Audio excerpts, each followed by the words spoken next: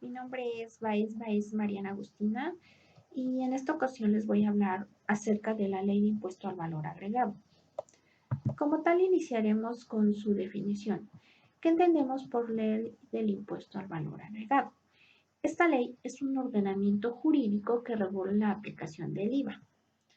Quiere decir que en lugar de aplicarse directamente sobre los ingresos de los contribuyentes, como sucede en el caso del ISR, este impuesto se aplica sobre el consumo o goce de bienes o servicios y es al consumidor final. Bien.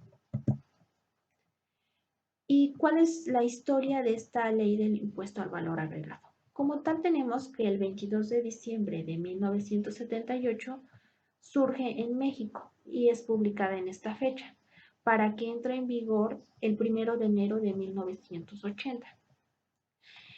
A lo largo del tiempo ha tenido diferentes modificaciones en sus tasas. Como tal, tenemos que de 1980 a 1982 existía una tasa general del 10% y también una del 0% a todos los alimentos.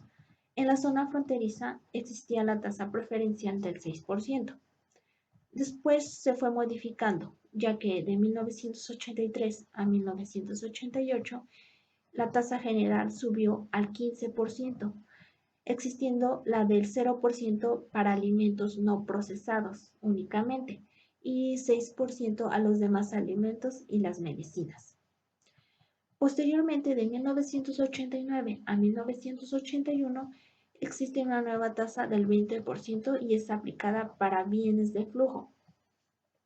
Bueno, esto fue cambiando en el transcurso de los años, pues de 1992 a 1995 estaba la tasa del 10% y la del 0% aplicada únicamente para medicinas y alimentos no procesados. Después de 1996 al año 2009 se mantuvo la tasa general del 15% y a su vez regresó la tasa para ciudades fronterizas con un 10%. Después, en el año 2010, en la zona fronteriza subió al 11% y al 16% la tasa general, así como la tasa del 0% para alimentos y otras actividades. Posteriormente, en el año 2014, la tasa general se mantuvo del 16% y quedó únicamente la tasa del 0% a medicinas. Y como bien sabemos, en este año 2020 la tasa general de IVA se mantiene en el 16%. También existe la tasa del 0%, que es para exportaciones o alimentos no procesados, entre otras actividades. Y está la tasa en la zona fronteriza, que es del 8%. Bueno, ¿y quiénes son las personas que están sujetas al pago de este impuesto, al valor agregado? Como tal, son las personas físicas y morales que realicen las siguientes actividades, como es la enajenación de bienes, la prestación de servicios independientes, otorguen el uso o goce temporal de bienes o también importen bienes y servicios al extranjero u otros países. La tasa es del 16%, como ya bien se los mencioné, y la base para su cálculo de este impuesto es el valor de actos o actividades. La época de pago para este impuesto es a más tardar el 17 del mes siguiente al que se realice este valor de actos o actividades. Bueno, ¿y cuál es la estructura de esta ley del impuesto al valor agregado? Esta ley se divide en 9 capítulos. El primero es el de las disposiciones generales, que como tal nos habla sobre los sujetos para el pago de este impuesto, algunas de las actividades, así como sus porcentajes, las actividades que están exentas o grabadas. El segundo capítulo habla sobre el régimen de la enajenación. El tercero es de la prestación de servicios. El capítulo 3 bis Cabe mencionar que este fue incorporado en este año 2020 y es de la prestación de servicios digitales de residentes en el extranjero sin establecimiento permanente en México.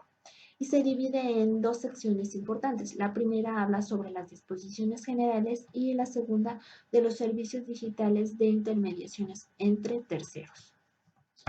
El cuarto capítulo es del uso o goce temporal de bienes, el quinto de la importación de bienes y servicios, el capítulo sexto de la exportación de bienes y servicios, así como el capítulo séptimo de las obligaciones de los contribuyentes.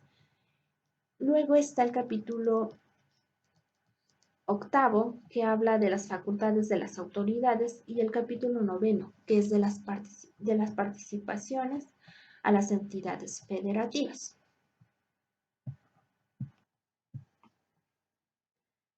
Bueno, y ahora tenemos las principales modificaciones que sufrió esta ley del impuesto al valor agregado en este año 2020.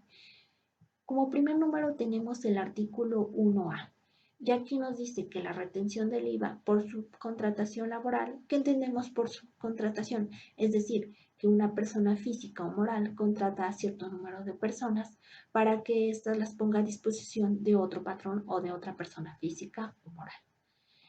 Se les hará una retención del 6% al valor de la contraprestación efectivamente pagada, a lo que entendemos que es el outsourcing o subcontratación laboral. También está la modificación al artículo 6, el que nos dice que es la eliminación de la compensación de saldos a favor de IVA. Es decir, que únicamente vamos a poder acreditar este impuesto en los meses siguientes. Antes existía la compensación de saldos con otros impuestos. En este artículo nos dice que ya no podemos hacer eso, únicamente va a ser con el mismo impuesto. Luego tenemos también el artículo 9, 15 y 20 que se modificaron. Esto más que nada nos hace referencia a las instituciones de asistencia o beneficencia social, más que nada son las asociaciones civiles que están exentas del pago de este impuesto al valor agregado cuando enajenen bienes, presten servicios o hagan uso o goce temporal de bienes. Luego también tenemos la modificación en el artículo 15 que hace referencia a los servicios de transporte particular que se contrate mediante plataformas digitales, es decir, como por ejemplo Uber o igual está Pronto. Estas empresas no están exentas de este impuesto. Otra de las modificaciones de la ley de impuesto al valor agregado es el capítulo 3 bis. Este más que nada nos habla del tratamiento a los servicios digitales proporcionados por residentes en el extranjero sin establecimiento permanente en México. Más que nada nos habla de que estas personas están obligadas al pago de impuestos cuando se proporcione mediante aplicaciones o contenidos en formato digital a través de Internet.